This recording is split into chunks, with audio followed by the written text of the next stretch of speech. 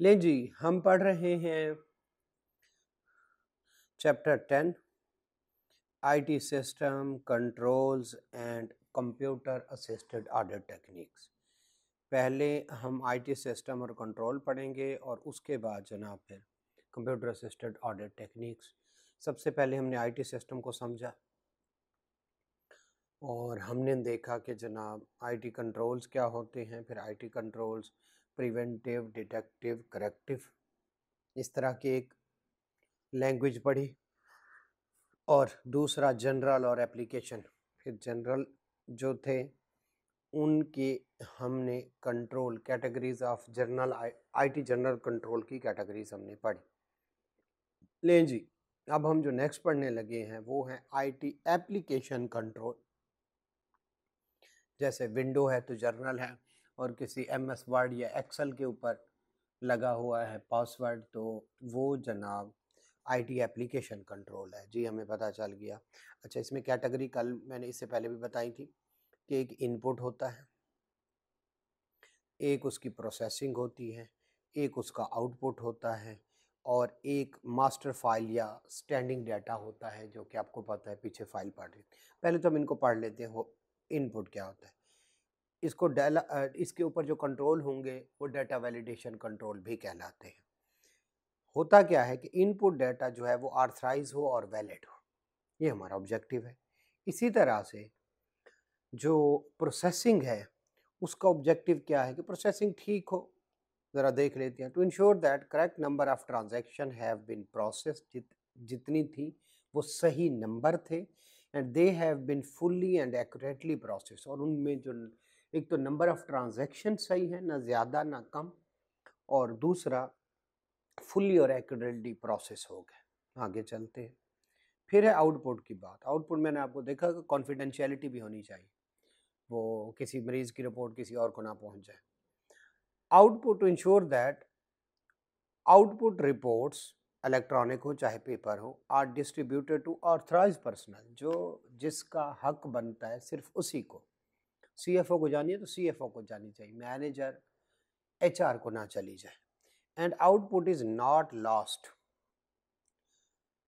Privacy is not violated. ठीक है, किसी एक की बात दूसरे, एक की सैलरी दूसरे को नहीं पता होती। इवन राइज में भी ऐसा है, हर जगह ऐसा है, एक कॉन्फिडेंशियलिटी होती है। और आखिरी क्या है, कंट्रोल ओवर मास्टर फाइल और standing data to ensure that data held on master file and standing file, दोनों को एक ही ऑलमोस्ट है, जिसके पीछे रेट लिखे हुए, चीज़ों के नाम लिखे वगैरह, it's accurate and complete. Accurate and complete. For example sale application, price list for product is up to date, ये हमने करना है, ये कंट्रोल होने चाहिए। अब आगे इनकी एक्टिविटीज़ क्या हैं वो हमारे सिलेबस में नहीं है, सवाए किसके, इनपुट के। ये कल भी मैंने बताया था। तो इनपुट के कंट्रोल की एग्जाम्पल, ऑब्जेक्टिव सबके हैं लेकिन एग्जाम्पल जो है वो सिर्फ और सिर्फ हमारी इनपुट की है। जी, इनपुट की इधर एक कंट्रोल है और उसको आगे एक्सप्लेन किया गया। सबसे पहले limit check, maximum limit, minimum limit. जैसे हम सेल्स की बात करें तो सेल में क्या होगा कि जनाब फलां बंदे को जो सेल करनी है, क्रेडिट सेल, वो 10 लाख से ज़्यादा ना हो, एक लिमिट है। इन्वेंट्री 2000 यूनिट से कम ना पड़े हो, तो ये लिमिट होती है। अपर लिमिट भी हो सकती है, लोअर लिमिट हो सकती है। अगर ये लगी हुई है इनपुट पे, ठीक है, सैलरी ऐड करने लगे हैं तो वो ऐड ही नहीं करने दे रहा, 50,000 से ज़्यादा ऊपर किसी की सैलरी नहीं हो सकती। एंट्री करने लगे हैं तो एंट्री नहीं करने दे रहा, इनपुट पे कंट्रोल है कि वो 25,000 से कम करने ही नहीं दे रहा। ठीक है, जैसे आपके पास बैलेंस हो 50,000 तो 60,000 रुपये आप किसी को ट्रांसफ़र करने लगे तो वो नहीं करने देता। क्लियर हो गया। दूसरा रेंज टेस्ट है, ठीक है, 25 से 50, उसमें सिर्फ एक साइड थी, इसमें दोनों साइडें हैं। ना 50,000 से ज़्यादा एंटर करने देगा, ना 25,000 से कम करने देगा। वो एक या 50,000 अपर लिमिट थी या लोअर लिमिट थी, रेंज। चलिए पढ़ लेते हैं। Limit, a check to ensure that financial value does not exceed जो है सम प्री डिटरमिन लिमिट, ये वाला पता चल गया। रेंज क्या है, A check to ensure that numerical value does not fall outside the predetermined range. जैसे wages of employee 10,000 से 25,000 के दरमियान रहे, इससे ना बढ़े ना कम हो। समझ आ गई। Sequence check, sale order enter किया 25, उसके बाद 27 एंटर करते तो नहीं करने दे रहे, वो कहते भाई 26 किधर है। इसी तरह से जो है गुड डिस्पैच नोट एंटर करते हैं, वो नहीं एंटर करने दे रहा, भाईजान इस दरमियान वाला किधर है, 53 नंबर एंटर कर रहे हैं, वो तो कहते हैं 52 किधर है, इससे पहले 51 आ रहा है। एग्जिस्टेंस टैक्स, किसी इंप्लाई को, फेक इंप्लाई को ऐड कर दिया एचआर वालों ने, तो अब वो एंटर नहीं करना ना, कहता है इसका कोड ही नहीं है हमारे पास, ये इंप्लाई हमारे रिकॉर्ड में एग्जिस्ट नहीं करता। जैसे आपने किसी को कहा इसको सैलरी दे दो, उसने कहा इसका तो रिकॉर्ड हमारे पास एग्जिस्ट ही नहीं करता। आप पासवर्ड एंटर करते हैं, वो कहता है ये वाला पासवर्ड ठीक नहीं है, हमारे पास रिकॉर्ड एग्जिस्ट नहीं करता। अब अपना यूजर आईडी वो कहते हैं सही सीआरएन नंबर डालें, ये वाला सीआरएन नंबर तो हमारे पास एग्जिस्ट ही नहीं करता। Existence, I check to ensure that code and number exist by looking up the code in valid record. वो फौरन वैलिड रिकॉर्ड में देखते हैं और कहते हैं ये हमारे पास नहीं है। यूजर आईडी एंटर करते हैं, वो कहते हैं ये हमारे पास रजिस्टर्ड ही नहीं है पहले। Whether the code of an employee payroll exists in related department record, है भी ये या नहीं। फिर कौन सी वाला है, बैच टोटल। अब बैच टोटल को समझ लें। बैच टोटल को जब समझते हैं तो हमने कहा 1 2 3 4 4 इनवाइसेस हैं, एक का 1 नंबर, एक का 2 है, एक का 3 है, एक का 4 है। 1 जो है वो 1000 रुपए की है, 2 जो है वो 3000 की, 3 जो है वो 4000 की, और जो 4 जो है वो 5000 की। अब इनका अगर टोटल करते हैं तो नंबर्स कितनी हैं, इनवाइसेस कितनी हैं, 4। यूँ कर लें 11 12 13 14 नंबर है उनका, लेकिन टोटल कितनी है, 4 है।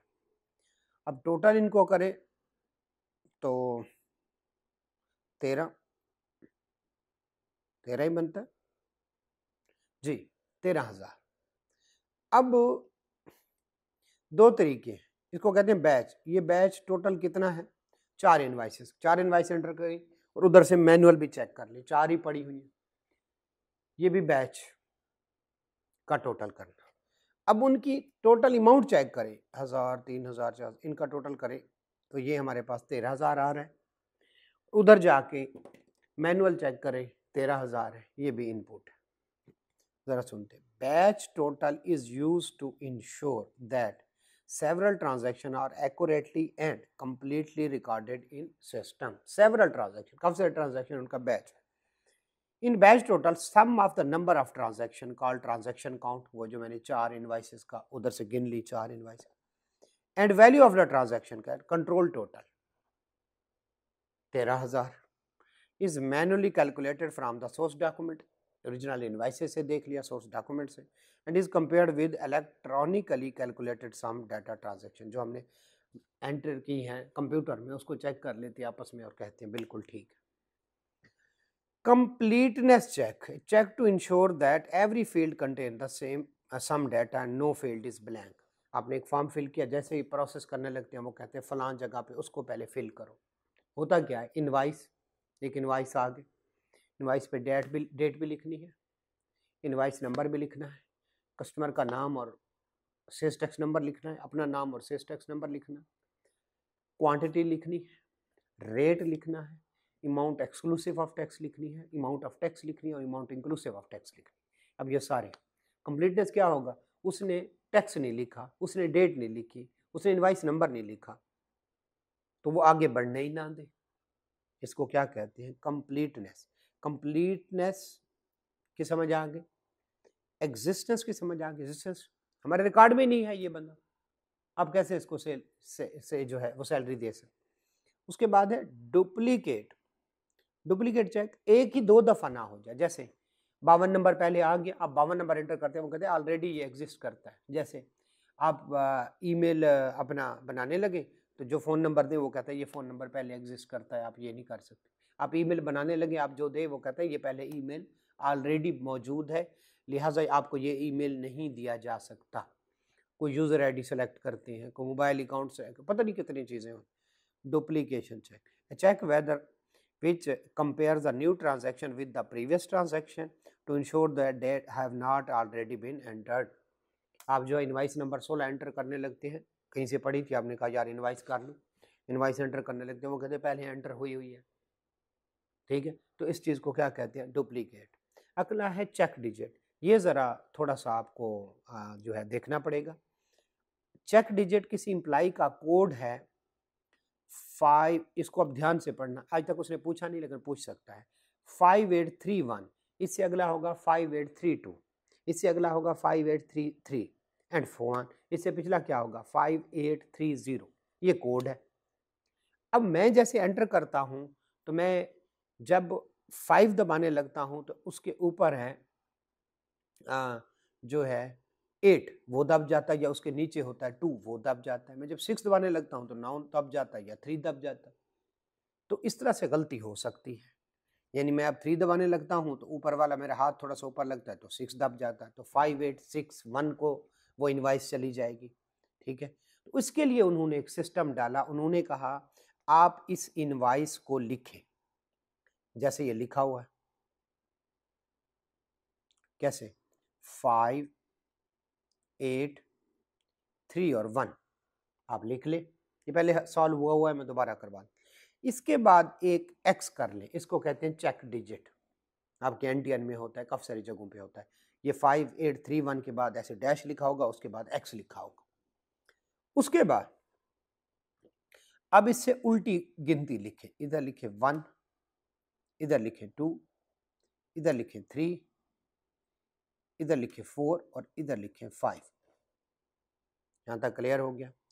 अब आप इन सब को क्या कर दें, मल्टीप्लाई कर दें, किसको 5 multiplied by 5, 8 multiplied by 4, 3 multiplied 1, ये तो हो ही नहीं सकता, ठीक है। तो आपने इनको मल्टीप्लाई किया तो क्या आंसर आया वो देख लेते हैं, ठीक है। अच्छा, ये आया 25, ये आया 32, ये आया 9 और ये आया 2, ठीक है। अब इन सब का टोटल कर ले, अब ये टोटल कर ले, ठीक है। जब टोटल किया तो ये आया 68, 3 करके सही करके लिख लेते हैं 68। जब ये 68 आ गया तो अब देखिए मॉड्यूलस कौन सा है आपका, मॉड्यूलस देखना पड़ेगा। और जब मॉड्यूलस क्या होता है, जैसे कंप्यूटर सिस्टम होता है ना 1010, ये 2 मॉड्यूलस है। अगर 10 हो जाए 0110 012 तो ये 3 मॉड्यूलस होगा। इस तरह मुख्तलिफ सिस्टम है, ठीक है।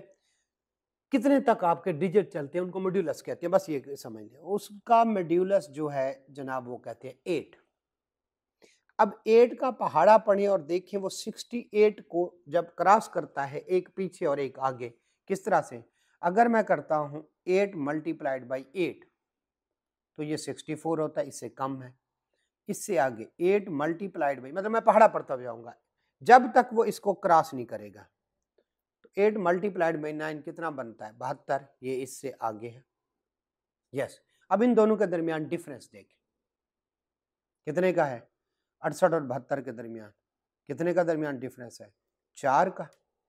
ले जी, हमारा आज जो है इसका जो नेक्स्ट डिजिट होगा x हमें मिल गया और वो होगा 4, ठीक है। तो अब मैं क्या लिखूंगा 5 8 3 1 और 4, क्योंकि ये पूरी कैलकुलेशन से आया। दोबारा से कैसे कैलकुलेशन में आया, आप जो भी डिजिट है वो सारे लिख लें, 5 8 3 1 लिख लें और x लगा दें। अब x को 1 कहें और इसकी उल्टी गिनती गिनें, जो उल्टी गिनती है फिर उनको आपस में मल्टीप्लाई कर दें, जो आंसर है उसका टोटल करें। अब देखें मॉड्यूलस कितना है, मॉड्यूलस 8 है, समझ ले, कोई भी हो सकता है, 7 हो सकता है, 6 हो सकता है, 11 हो सकता है, कुछ भी हो सकता है। उसका पहाड़ा पढ़े, वो पहाड़ा जब इसको क्रॉस करे 68 से आगे कौन 72, इन दोनों के दरमियान डिफरेंस कितना 4 का। अब अब मैं गलती से 583 की जगह अगर 61 लिख गया हूं और आगे 4 लिखता हूं तो ये इसका अगर ये वाला चेक डिजिट निकालें तो वो 4 निकलेगा, वो फौरन ही कहेगा भाईजान आपसे गलती हो गई। तो फिर मैं इसको दोबारा चेक करूंगा तो मैं इधर क्योंकि अगर मैं 6 लिखूंगा तो चेक डिजिट कोई और आएगा, 4 नहीं आएगा। ठीक है, तो यस, फिर वो मुझे कहेगा गलती, मैं दोबारा लिखूंगा इसको 3 तो उसका चेक डिजिट जो है वो 4 आएगा, वो कहेगा ठीक है। तो ये किस सिस्टम है जो आपको रोकता है। जैसे एक और कर लेते हैं, वो कौन से वाला, ये देखिए आपका यहाँ पे क्या लिखा है, यहाँ वाला ले लेते हैं। वो कहता है 2 3 4 5 6, 2 3 4 5 और 6, 2 3 4 5 6 ये हमारे हैं 2 3 4 5 6। चलें कर लेते हैं 2 3 4 5 और 6, ये जनाब हमारे आ गए। और इधर हम लिख लेते हैं x। अब इसको करें 1 2 3 4 5 और ये 6, ठीक हो गया, ये आ गया। अब इसको छोड़ के इनका टोटल करें, ठीक है। तो ये अब क्या 2 3 4 5 6, ये हो गया 12, ये हो गया 15, ये हो गया 16,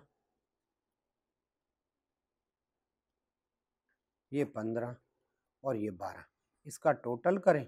मॉड्यूलस कितना है 11, ठीक है। चलिए टोटल कर लेते हैं, इसका कितना निकलता है जनाब 5 और 2 7, 7 और 6, ठीक है।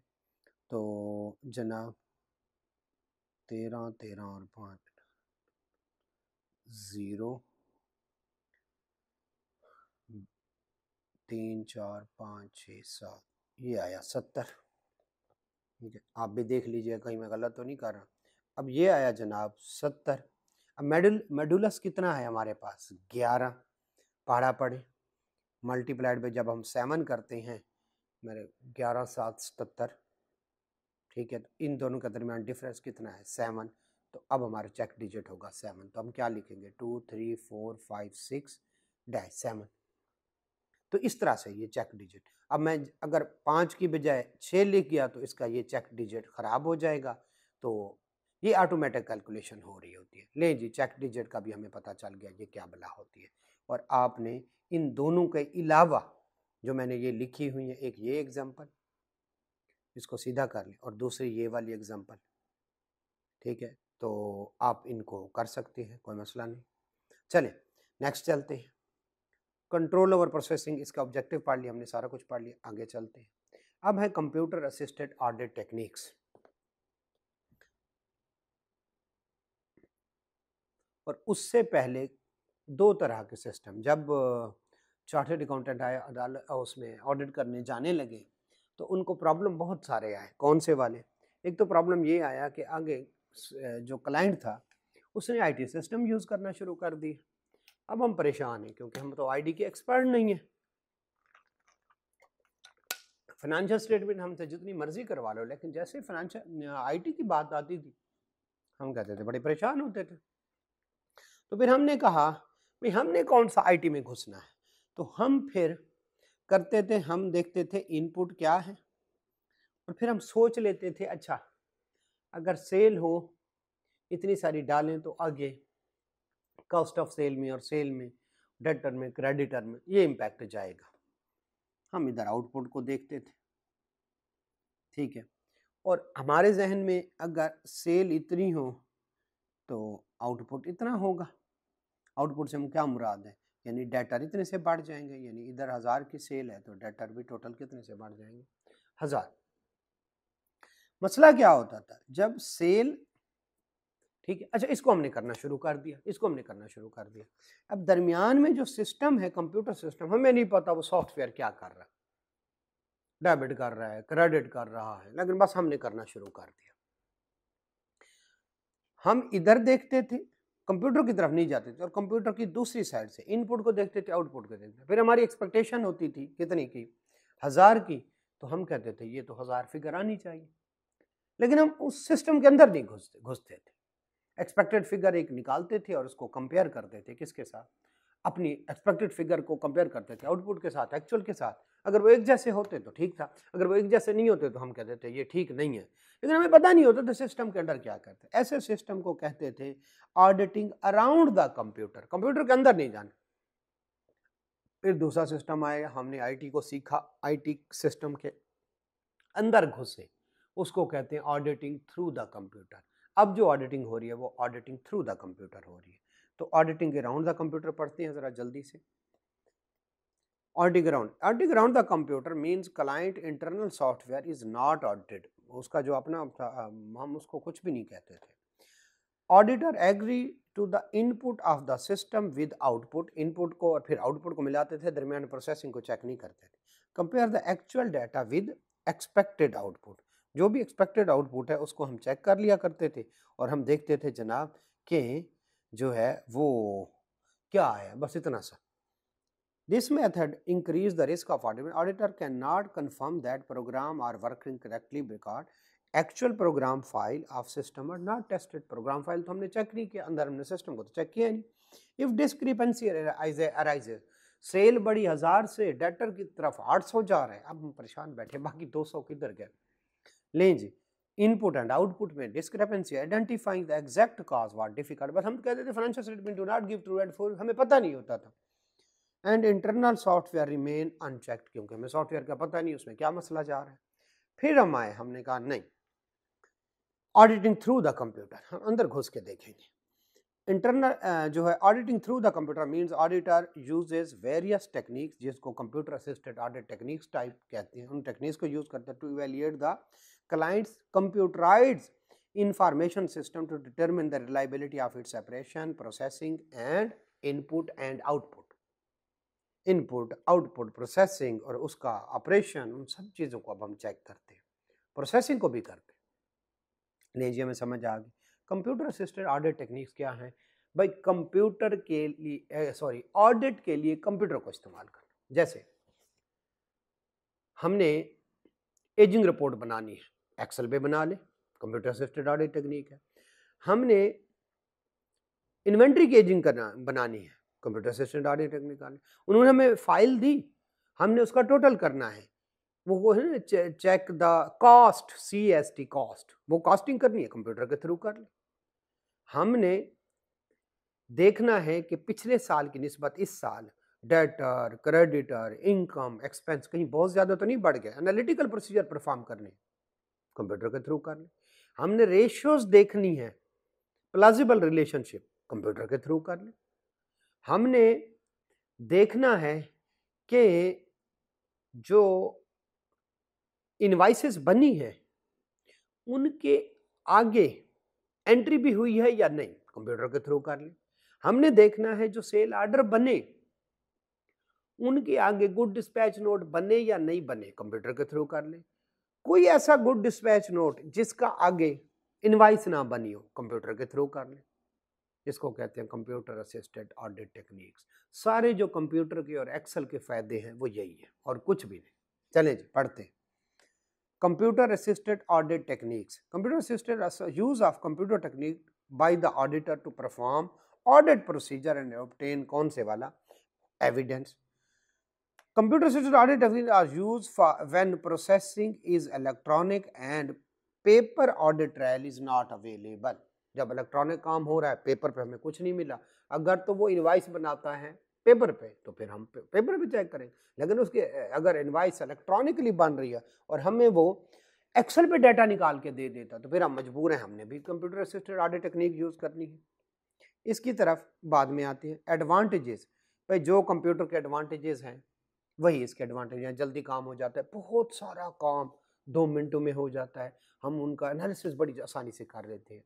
और डिसएडवांटेजेस, भाई पैसे लगते हैं, लैपटॉप लेने पड़ेंगे, फिर सॉफ्टवेयर लेने पड़ेंगे, फिर ट्रेनिंग करवानी पड़ेगी, ठीक है। तो ये ज़रा पढ़ लेते हैं। Advantages of computer assistant, auditor able to check accuracy and completeness of the processing of the transaction in IT system. जहाँ पे आईटी सिस्टम लगा हुआ है वहाँ पे हमारा कंप्यूटर काम देगा, कंप्लीटनेस वाली सारी चीज़ें।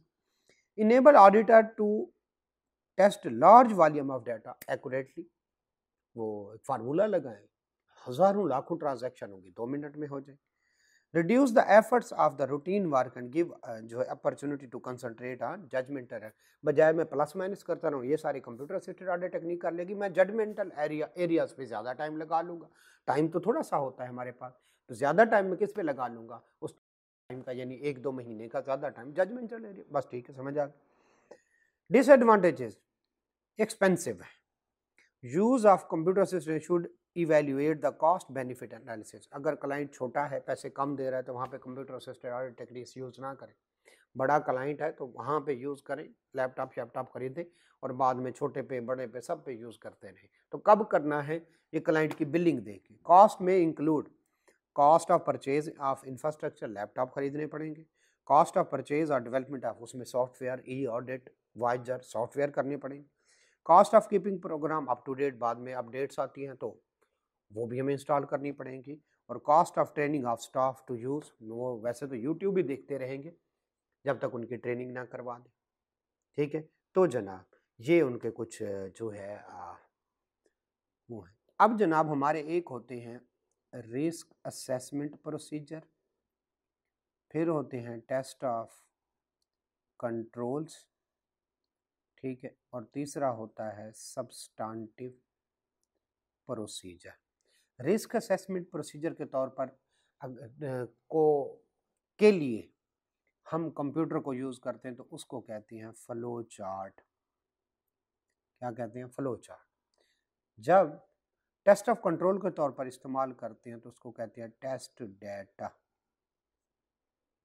टेस्ट डेटा, ठीक है। और जब हम सब्सटेंटिव प्रोसीजर के तौर पर यूज करते हैं तो उसको जनाब कहते हैं ऑडिट सॉफ्टवेयर।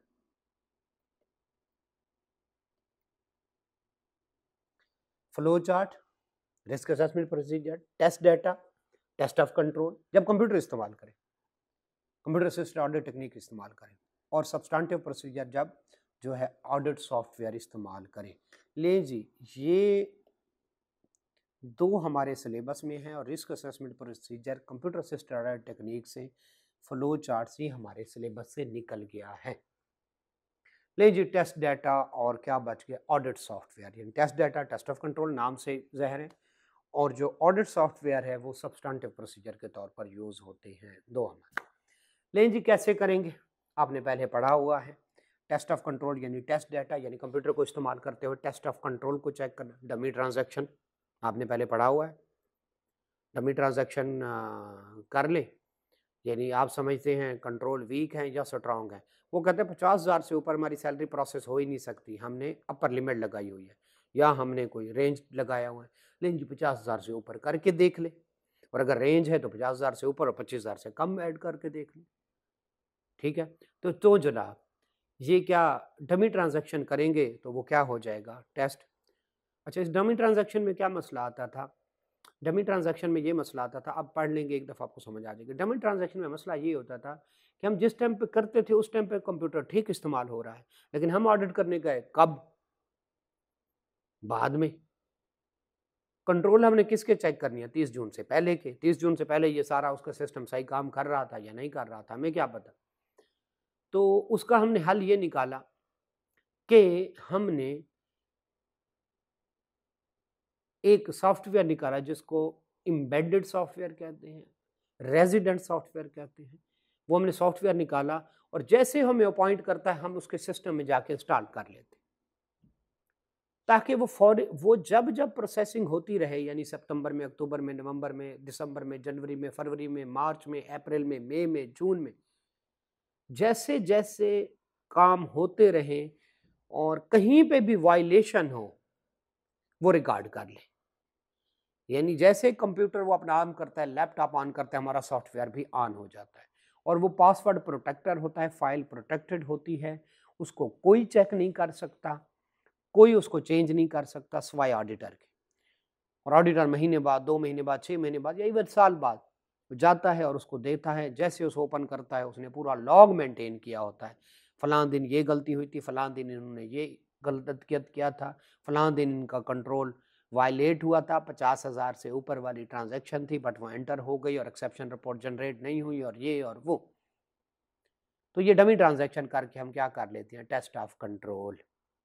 ठीक है, तो क्या करनी है टेस्ट ऑफ कंट्रोल, को क्या कहना है जनाब, ठीक है, टेस्ट डाटा। टेस्ट डाटा कैसे करते हैं जनाब, उनको चेक कर लेते हैं, लेकिन चेक बाद में चेक करने का क्या फ़ायदा, हो सकता है आप बहुत अच्छे कंप्यूटर हैं, पहले सही ना चल रहे हो, सिस्टम सही ना चल रहा हो, सेल सही ना चल रहे हो, जो है, तो फिर उसके लिए हम एम्बेडेड सॉफ्टवेयर, रेजिडेंट सॉफ्टवेयर वो उनके सिस्टम में करते हैं, जैसे वो चलता है हमारा सॉफ्टवेयर भी चल पड़ता है, जब वो बंद करते हैं हमारा सॉफ्टवेयर बंद हो जाता है। क्लियर हो गया? तो हम ये जो है ये वाला सारा जो काम करते हैं, तो क्लाइंट जो है अब हमें जैसे-जैसे वो काम होता रहता है, हम साथ में उसको देखते रहते हैं, क्योंकि हमारे पास ट्रायल अवेलेबल नहीं था बाद में। चलें, तो जनाब ये आप पढ़ के आएँगे, यहाँ पे जो लिखा हुआ है टेस्ट डाटा और एग्ज़ाम्पल उसकी लिखी हुई है, ठीक है? और जनाब प्रॉब्लम भी लिखा हुआ है और embedded audit facilities, embedded integrated audit facility, resident software या ऑडिट फैसिलिटी इसका नाम है, नीचे वो बात लिखी हुई है। कब ये यूज़ करते हैं? जब मुसलसल डाटा हो रहा हो और उसका ऑडिट ट्रायल, हमारे ऑडिट ट्रायल तो पता है ना, सेल का ऑडिट ट्रायल क्या है? पहले हमारे पास मौजूद है सेल ऑर्डर, और फिर मौजूद है हमारे पास जनाब गुड डिस्पैच नोट, फिर हमारे पास मौजूद है इनवाइस, और फिर मौजूद है हमारे पास उसकी रिकॉर्डिंग और पोस्टिंग। ये ऑडिट ट्रायल कहता है। जब हमारे पास अवेलेबल ना हो इस तरह का, तो हम क्या करते हैं, फिर हम सॉफ्टवेयर ही लगाना पड़ता है ताकि वो हमारी गलतियां ढूंढे रियल टाइम में। नहीं जी, दूसरे नंबर पे है ऑडिट सॉफ्टवेयर। ऑडिट सॉफ्टवेयर क्या है? ऑडिट सॉफ्टवेयर है एक्सेल। वो हमें डाटा देता है, हम उसकी एक्यूरेसी चेक कर लेते हैं, ऑडिट सॉफ्टवेयर है। वो हमें डेटर देता है, हम फार्मूला लगाते हैं, एजिंग बना लेते हैं, ऑडिट सॉफ्टवेयर है। सब्सटेंटिव प्रोसीजर जो, अच्छा आपको सब्सटेंटिव प्रोसीजर आते हैं जी? आते हैं। अब उनकी मदद से हमने जहां जहां पे कंप्यूटर इस्तेमाल हो सकता है, जैसे इन्वेंट्री, क्या इन्वेंट्री कंप्यूटर काउंट कर सकता है? नहीं, यहाँ पे ऑडिट सॉफ्टवेयर इस्तेमाल नहीं हो। क्या इन्वेंट्री की जो टोटल उसने हमें शीट दी उसका टोटल कर सकता है कंप्यूटर? जी कर सकता है। क्या हम उसको बता दें कि फिजिकल इन्वेंट्री इतनी पड़ी हुई है तो दोनों शीट्स को मैच कर सकता है? जी कर सकता है। अच्छा ये बताएं, फर्स्ट इन फर्स्ट आउट को चेक कर सकता है? अगर हम बता दें कि ये पड़ी हुई हैं और ये उनकी एक्सपायरी थी, यस कर सकता है। अच्छा ये बताएं, एजिंग निकाल सकता है इन्वेंट्री की? यस निकाल सकता है। ये बताएं, इन्वेंट्री टर्नओवर रेशियो कैलकुलेट कर सकता है? यस कर सकता है। तो ये सारे काम कर सकता है। तो ये हमने इस्तेमाल, आइए जी पढ़ते हैं। Audit software are the computer program used by the auditor to extract and interrogate financial information in clients IT system for use in audit work. जो हमने ऑडिट करना है उसको इंटरोगेट करना है तो कंप्यूटर के थ्रू कर लें। फॉर एग्जाम्पल माइक्रोसॉफ्ट एक्सेल, देखिए उसने जो प्रोसेसिंग की हम उसको खुद देख रहे हैं सही हुआ है या नहीं हुआ। Their principal objective is substantive testing, हमें पता चल गया। प्रॉब्लम क्या क्या आते थे? ओ भाई कॉस्ट बहुत ज़्यादा है, ठीक है।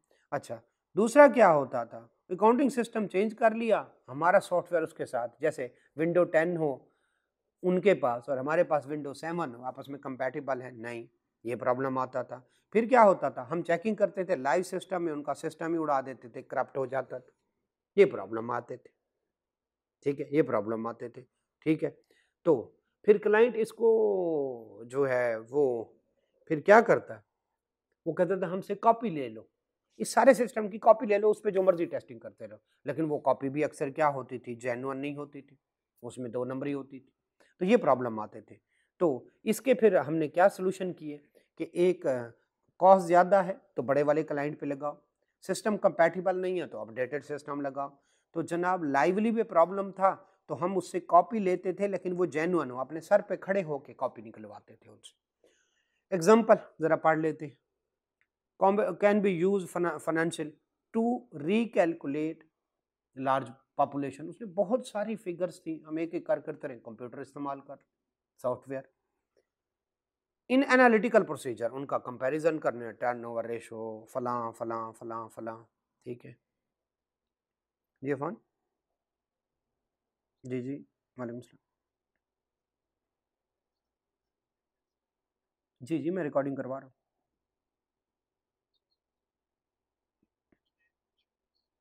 हाँ हाँ मैं, हाँ रूम नंबर 11 में रिकॉर्डिंग हो रही है। जी।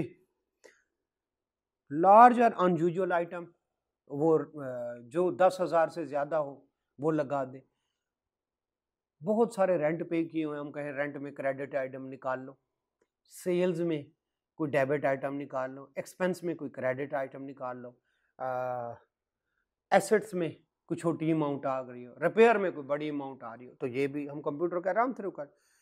स्ट्रेटिफिकेशन, पॉपुलेशन और सैंपल सिलेक्शन, आपको पता है इसमें भी कंप्यूटर वो जो स्टैटिस्टिकल सैम्पलिंग और उस तरह से, और स्ट्रेटिफिकेशन, ठीक है, चीज़ों को अलहदा, बिस्किट अलहदा, उनको हम अलहदा कर सकते हैं, आराम से कर सकते हैं।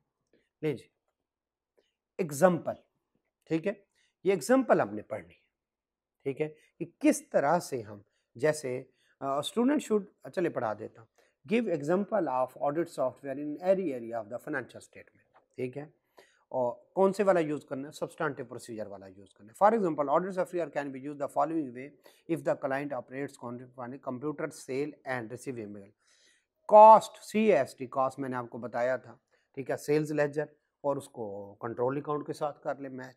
फिर computerise reasonableness check by comparing the current balance with the last year to identify unusual variation, हाँ समझ आती।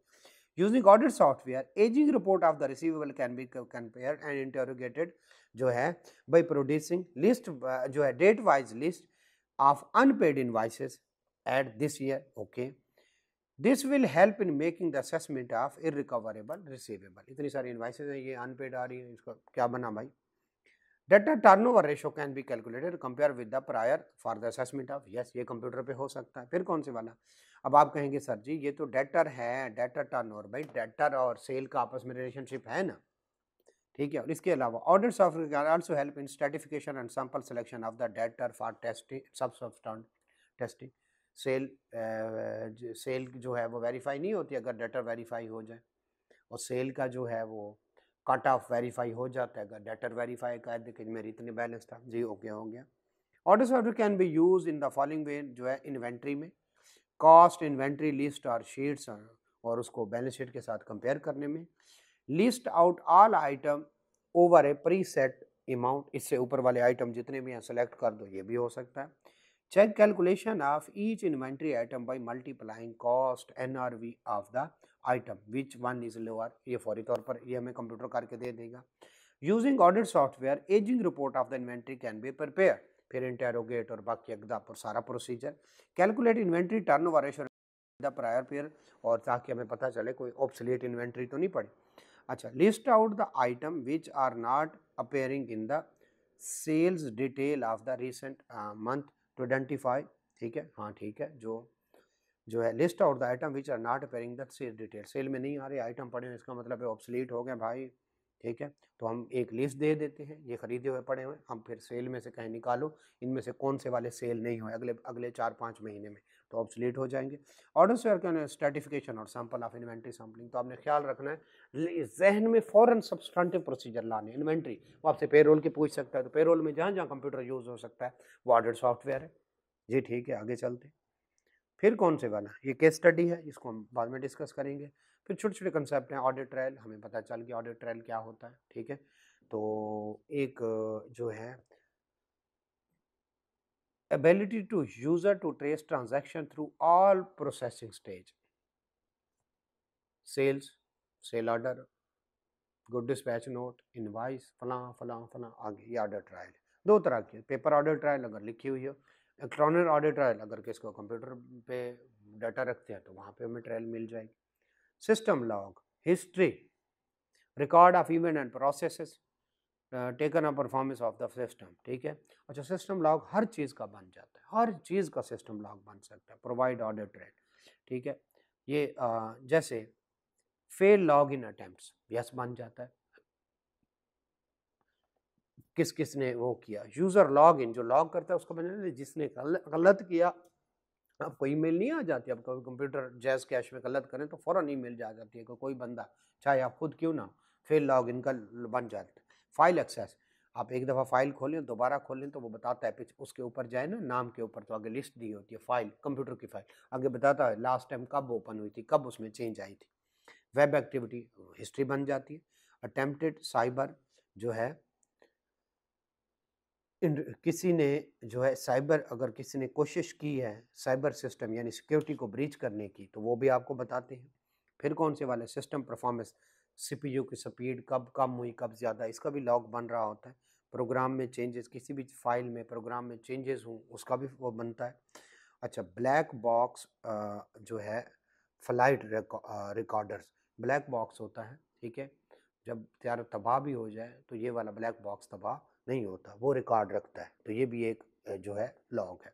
नहीं जी, हमारा चैप्टर ख़त्म हुआ। आपने ये जितने भी 12 के 12 क्वेश्चन है ये अटैम्प्ट करके आने, हम इसको फर्दर डिस्कस करेंगे और फिर नया चैप्टर स्टार्ट करेंगे। Thank you.